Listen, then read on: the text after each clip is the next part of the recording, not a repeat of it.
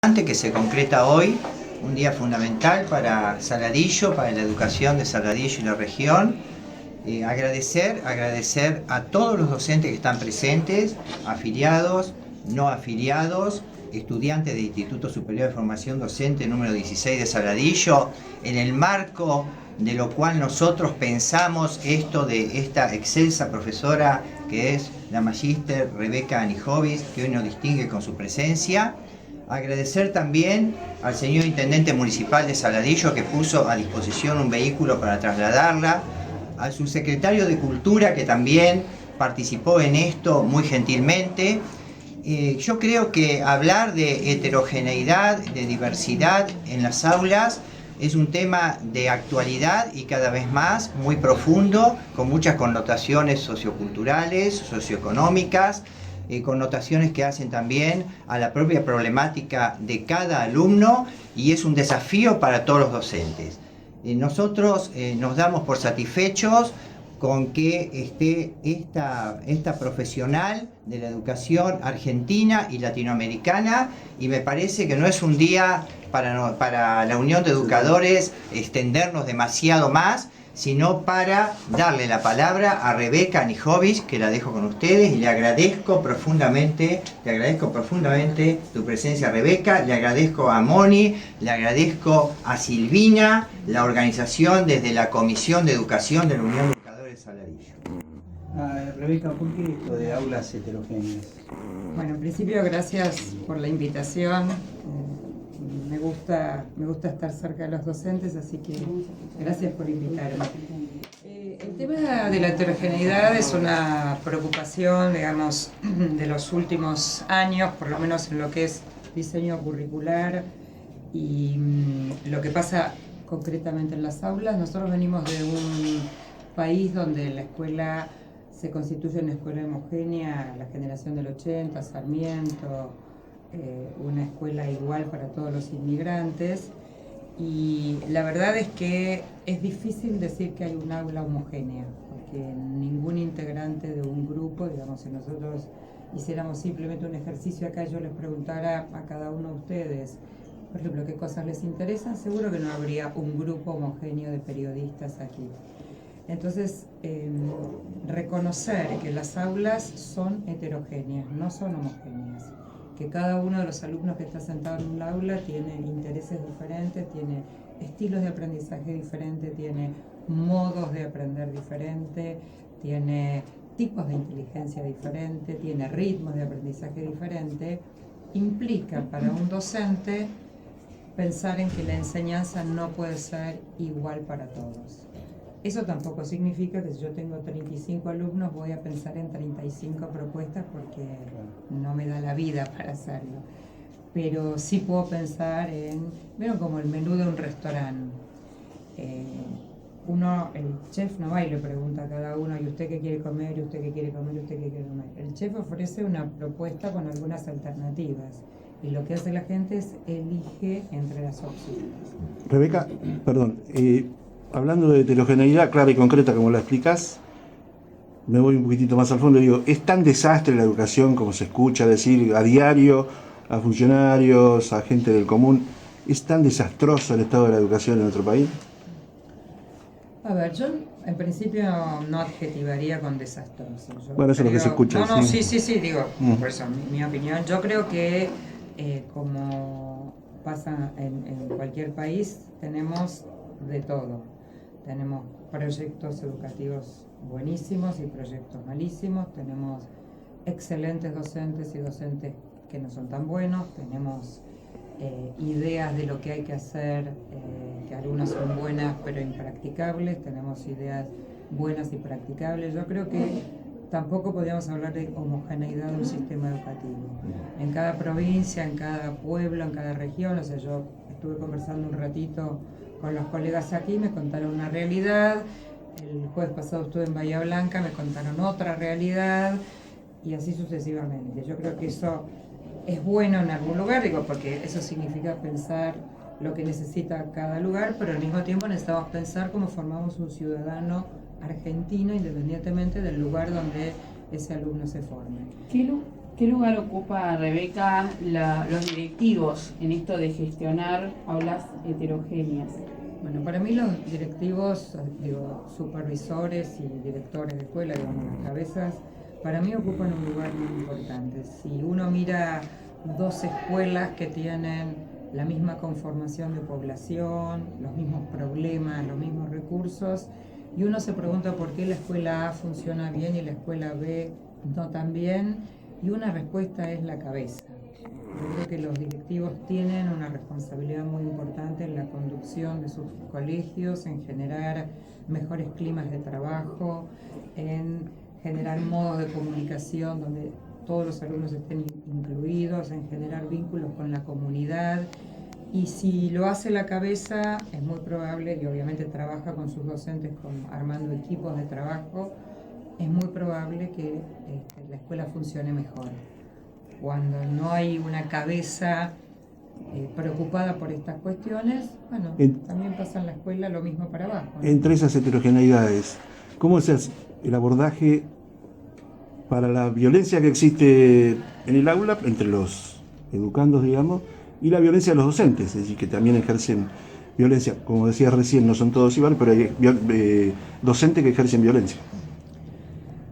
Docentes que ejercen violencia hubo toda la vida, digo, uno, no sé, yo pienso en mi propia escolaridad, bueno, decía a lo mejor que no era física, pero a veces la verbal o la gestual es más fuerte que la física, ¿no? Cuando yo era chica, alguna maestra alguna vez en mi grado dijo, ¿y qué querés? A vos no te da la cabeza, ¿no? ¿O qué querés de la familia que viene, ¿no? Y yo digo, eso es violencia verbal más grave que a lo mejor, no digo pegar físicamente porque digo, uno da por sentado que no, pero hay distintas maneras de ejercer violencia. Yo creo que hay varias cosas. Muchas veces la violencia entre los alumnos tiene que ver con que se aburren. Y el aburrimiento genera descontrol y los chicos no encuentran una tarea desafiante y entonces, bueno, empieza, digo, no estoy generalizando, digo, estoy mostrando distintos motivos por los cuales hay violencia. Yo creo que desde el campo de la enseñanza hay mucho para hacer para disminuir la violencia, mucho.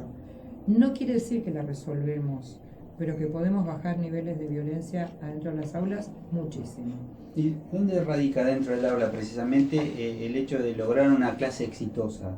Para el docente, para el alumno, que sea un círculo virtuoso, digamos. Una clase exitosa, en el buen sentido, digamos, tiene varios componentes. Tiene que ser una clase donde haya desafíos interesantes, una clase donde los alumnos tengan un altísimo grado de participación, una clase donde se generen vínculos de comunicación y de buen trato, una clase donde haya apertura a distintos tipos de respuesta. No puede ser una clase que solo busque una única respuesta, una clase donde se formulen preguntas interesantes, una clase donde se use diversidad de recursos, una clase donde los alumnos sepan el sentido de por qué están aprendiendo lo que están aprendiendo, una clase donde sean claros los criterios de evaluación, que sean transparentes y que no sea un arma de negociación la evaluación, una clase donde las ideas se comunican con claridad del docente a los alumnos, entre los alumnos,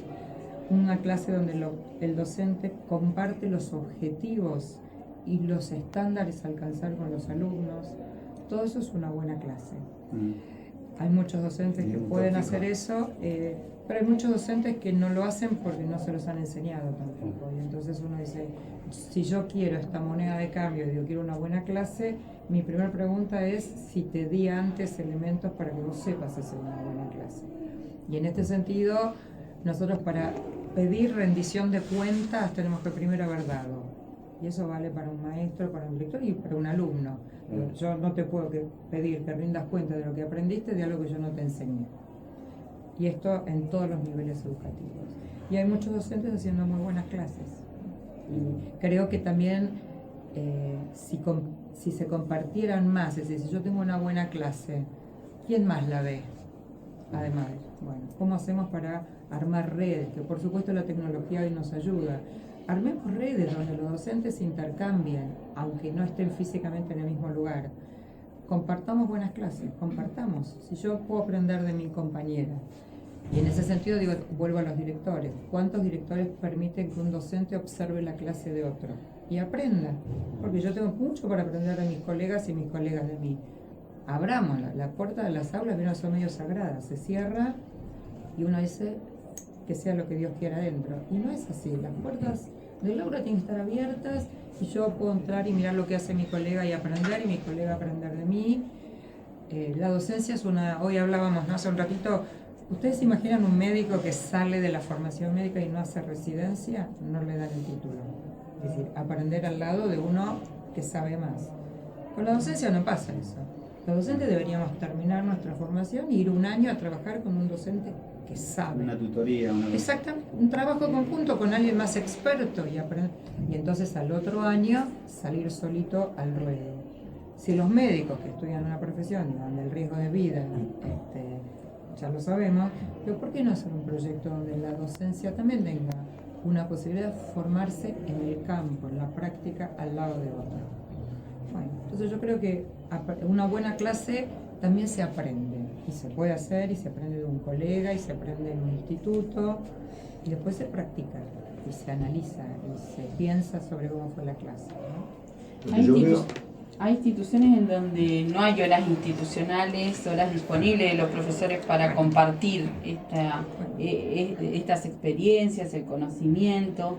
¿Esto debería ser obligatorio, digamos, desde los lineamientos políticos educativos? Bueno, digamos, esta es como la otra pata del problema, que son las condiciones laborales de los docentes.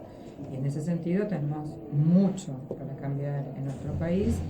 Nosotros no tenemos condiciones laborales que faciliten ni horas de trabajo conjunto, ni horas de planeamiento, ni prácticas reflexivas entre docentes. Y yo creo que eso es una deuda que el sistema, como sistema, tiene con los docentes.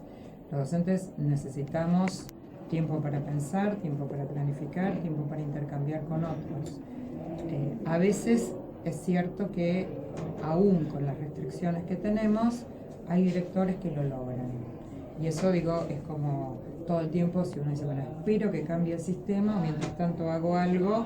Y yo creo que son como dos líneas que deben convivir, por lo menos por el momento, que es mejorar las condiciones de trabajo de los docentes, pero también tener directivos que puedan gestionar estas cosas. Con ejemplos muy sencillos, si yo puedo organizar un horario donde los miércoles a la mañana tengo, qué sé yo, primer y segundo grado en educación física, yo ahí puedo generar un espacio de diálogo entre la docente de primero y la docente de segundo, una horita, donde compartan sus planificaciones. No es el estado ideal, no es que esto es lo que digo, esto acompañado de mejorar las condiciones docentes, pero digo, va en simultáneo. Tener muchas horas, supónganse, de planeamiento pagas y no tener una buena gestión de esas horas tampoco sirve. Entonces yo creo que son las dos cosas en paralelo, ¿no? Muchas gracias.